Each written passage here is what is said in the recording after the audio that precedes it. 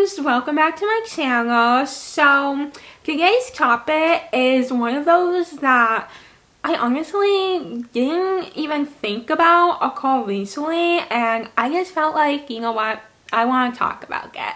So I've been going to therapy for, actually this will be 2024, will make it 4 years. So I started to go to therapy in 2020, and it took me, like, I would say at least a year maybe to get like a therapist. Like, every therapist was like booked out, and during that time I was going through a lot. I went through something that I will most likely never say on my channel, but it was very traumatic. At the time, I remember that I just was really in need to talk to someone that, you know, wasn't, you know, one of my friends, because I was, you know, talking to them. But I feel like there's only so much, you know, your friends can do. And also, like, do you really want to, like, put them through, like, the trauma you have experienced? Like, I don't. At a certain point, I was just like, I feel bad, so I, like, need to talk to a professional. So that's what I did back in 2020. Well, I really like wanted it back in 2019, but it took so long. But I eventually got it in 2020, so my last semester of college, and ever since then I've been going to therapy. I remember when I started, like, it was a dark period of time. I remember starting, you know, therapy and feeling like, oh my god, like, I need to talk to you, like, every day. Like, I, you know, was really struggling. But since then, I have definitely, like, have improved, and it has helped me so much just to have someone to talk to. And I have learned so much, like, about myself. And one of those things I want to talk about today is anxiety and OCD. Now, those are two things that I feel like I somewhat, like, knew I had, but I didn't want to believe it. Or, like, I didn't, like, I don't know, I just felt like I have enough things I deal with that, like, I didn't need any more diagnosis. So I was like, okay, like, I will just kind of know that, like, I know, like, I worry a lot. I know, like, I have, like, thoughts that I can't, like, stop thinking about. I obsess over thoughts and things and everything like that. But, like, I'll just, like, ignore that. Like, I have other things I need to deal with that is more important. But with talking to my therapist and just, like, going to therapy the last 4 years, I have realized, like, a lot of the things in my life and just, like, everything I have been through, the good and the bad, and just, like, everything in between. Like, I have, you know, dealt with a lot of anxiety and just, like, OCD, and just trying to not let my brain, like, overcome me and, like, the thoughts that I have and everything like that. I just remember talking to my therapist and being like, so I have anxiety and OCD. She's like, yeah.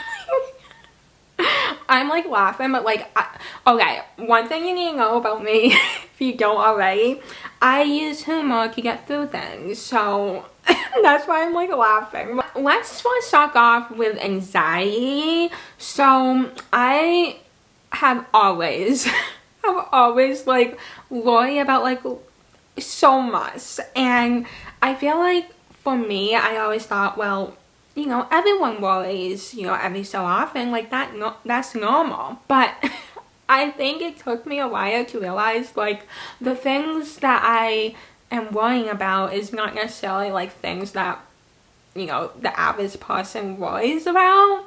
And it took me a while to learn that. And especially, like, social anxiety, like, one of the things I struggle with, you know, throughout my whole life growing up, and I have gotten better to get it, but it's still something I struggle with every so often. And that is when I'm ordering food and, like, at a restaurant, and just, like, talking honestly to, like, anyone in public. And I feel like the reason why I struggle with that so much is because this goes back to, you know, my speech impairment. You know, it's sometimes hard for people to understand me, especially if they don't know me. Like, once you get to know me, you understand, like, my voice. But the thought of, you know, saying what I want to eat at a restaurant to the waiter or the waitress and then them not understanding me, it's just like, it gives me anxiety. It stresses me out so much because it's just like, I don't know what to do. It has happened, you know, sometimes, and it's just like, sometimes I need like other people to say it, but like, it's so awkward, especially if there's no one else there to help me, and I have to like figure out another way to say it, or like, it's just so awkward. And that whole like experience and still sometimes gives me anxiety. I think a lot of it does go back to not being able to pronounce everything so clearly, and, you know, having my speech impairment. And for me, I am someone who hates the unknown, and I hate change. I hate not knowing what's gonna happen, and especially if something changes. I love a routine. I love, you know, having structure and like being able to know, like, okay, this is what I'm gonna be doing, you know, tomorrow, and everything like that. Like, I'm not necessarily, like, I don't get stressed out if like plans change like last second, but like the unknown, and especially big changes in my life, you know, the big changes from like elementary school to middle school to high school to college, those changes gave me so much anxiety, and it was so hard for me. I would say so going from elementary school to middle school was like one of the most difficult ones, but the most difficult I would say was high school to college. And I think a lot of that has to do with the fact that there's so much I have to think about just with, you know, living with cerebral palsy. So for me, there was so much change with, you know, going from elementary school to middle school. It was, one, a bigger school. Two, like, I had to learn how to like use lockers, and that was a whole challenge. And like, it was just like so much, and, you know, different classes and teachers, and just like making sure they understand, you know, my congregations and everything like that. And it gave me so much anxiety at the time. And I remember, you know, the first couple of days, it was really hard for me. But the one thing I have realized is, after the first couple of days, I'm good. Like, I'm fine, and it's just like those first couple of days where I get really stressed out, and especially like learning a new environment. At the time, like when I was going to elementary school and middle school, I don't think, no. So we didn't really know that I had a vision impairment. Like, we thought my vision was fine with glasses. But knowing that now, looking back, like learning a new environment and just like being able to navigate all of that was a challenge, and everything like gave me anxiety about that. But going to college was like the biggest challenge. Like, I will never forget moving day and literally crying, saying I didn't want to go to college, that I can't do this, that I want to stay in high school. Like, I just want to stay where I'm comfortable. Like, this is what I know. Like, I don't want to like do anything different. And I'm so happy that I like pushed past those first couple of days and did it. But it definitely brought a lot of tears and just like a lot of like anxiety. And I like any like thing I don't know, like I remember going to like camps, for example, any type of camp, I hated not knowing what was gonna happen. It gave me so much anxiety.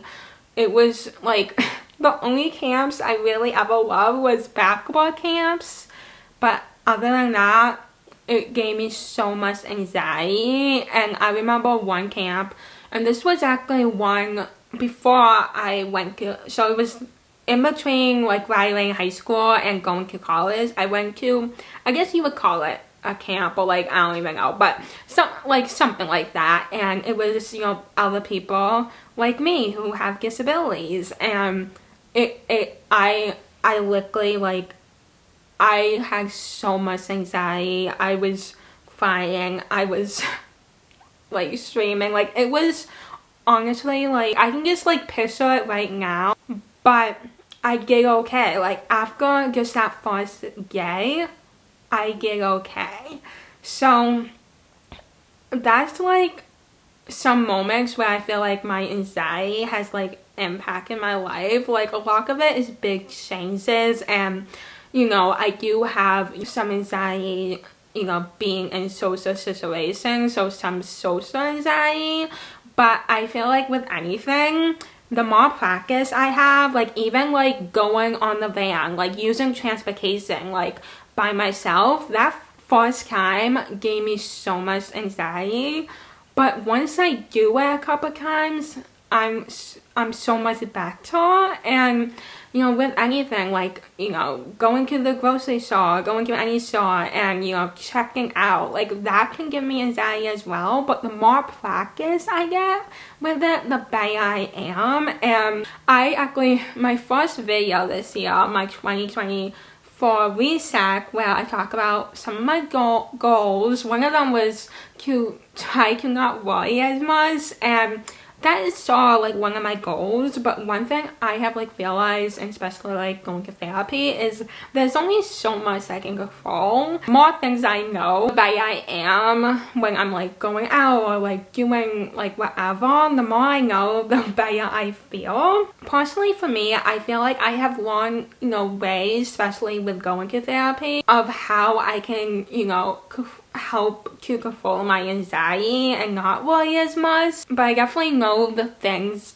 in my life, I guess, like gives me the most anxiety, and I have, you know, learned to, I'm still like trying to learn ways that I can, you know, control it better, and just to, you know, take care of myself better, and know that like even like the people around me, you know, may not understand. They may not understand why I get worried about this and that, but that's okay. Like, a lot of the things I do worry about, like, has to do, like, with my disabilities, and even, like, going to, like, doctor's appointments, like, wanting to navigate, like, where my doctor's appointments is, you know, having that anxiety of just, like, not knowing, like, where to go. I even told my therapist one time, she was like, what are you worrying about right now?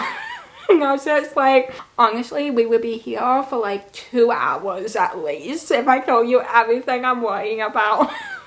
But yeah, I'm definitely still learning how to, you know, deal with my anxiety and how I can, you know, work on it. Like, I know there's only so much I can control, and I have to realize that. Like, sometimes, like, you can't stop your brain from doing what your brain's gonna do. Like, you can't. But that is about it in terms of like my anxiety and just like how I'm doing. Like, right now I'm doing good, but like, I would be lying if I said there wasn't things like that I'm like worrying about or stressing out. Like, I would be lying if I didn't tell you that. But I think I'm doing better than like I have like in the past, especially like a couple of years ago.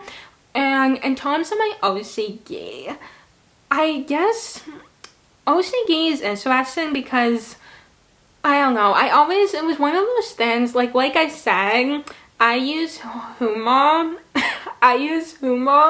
to kind of get through things in my life, the hard times. Like, I laugh about it, and I feel like with OCD, I almost like laugh about it. Like, I know I'm like organized, like I like to be organized, I like things neat, and I don't really feel like that is like my OCD, because I feel like me being organized, like I'm not like, I don't know, maybe it's not like I would, okay, I'm making no sense. what I think my OCD is really like the main thing is not like me being like super organized, because I don't think like I'm super organized, but I do like to be organized. But it's more like there are times where there'll be just like moments where I will look at something and be like, okay, I need to organize this right now or I won't be able to focus. But I don't think like that is like unnormal. I don't know. Anyway, but what I'm trying to say is my OCD and what I really have learned in therapy is the obsessive thoughts that I have. So when something happens in my life, like sometimes I will, like it would be so hard for me not to think about it. It would be like impossible for me to not to think about it. Like I guess I didn't realize like how much it impacts my life, like not being able to stop thinking about something. And I remember a couple years ago something happened at a party, and long story short, someone was like rude to me and I couldn't stop thinking about it. I couldn't stop thinking about it, and I couldn't stop thinking about why no one stood up for me, because I couldn't believe that this person would do this to me, and I couldn't stop thinking about it. And this goes back to college when I had something very traumatic happen to me. I couldn't stop thinking about why these people did what they did to me.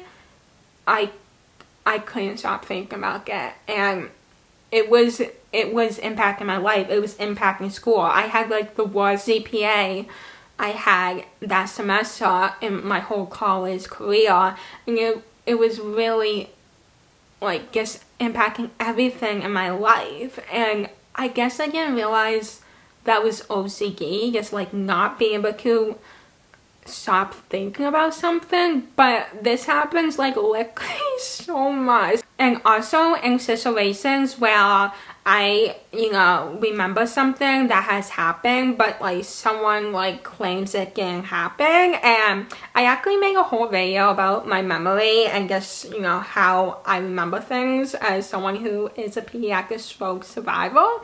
And so I'll link that video somewhere. But in that video, I talk about how I have a very amazing memory. Like I remember things that most people around me in my life do not remember, and they know this.